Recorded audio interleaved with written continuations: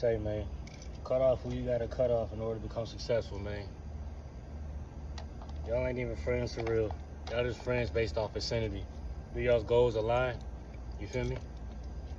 Do y'all's goals align? They align to one point, but you're becoming a better person, a different person. Are they becoming better? Are they becoming different? Or are they still the same? What do you think that's doing to your spirit? What do you think that's doing to the warrior inside you? As a man, you're trying to become a warrior. You're trying to become equipped for battle day by day. Every day you have to show up. You can't be around people who ain't showing up. Cause when you show up, ain't nobody else gonna be there because they ain't showing up. You feel me?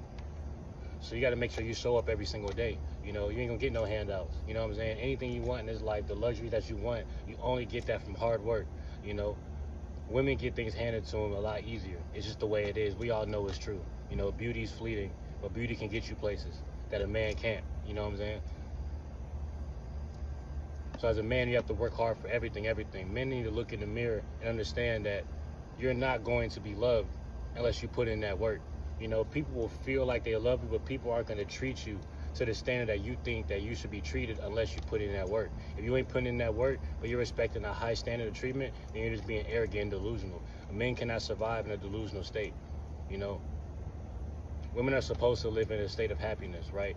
Men are supposed to live in a state of doing the hard work that provides that happiness for others. As a man, you're only put here to make other people's lives easier and better. So you have to put in that work. You have to show up. If you ain't showing up for yourself, you can't show up for nobody else. And the people around you are going to suffer if you're not putting in that work. As a man, this all depends on you. So stop being soft. Cut off the people who need to get cut off. Pray for them, love them from a distance, but you don't need too many people in your corner if they're not showing up.